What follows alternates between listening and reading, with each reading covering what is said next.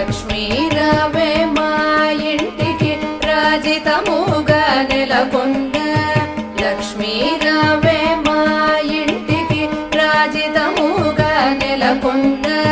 సూక్ష్మముగా మోక్షమిచ్చు సుందరి బృందావనధారి సూక్ష్మ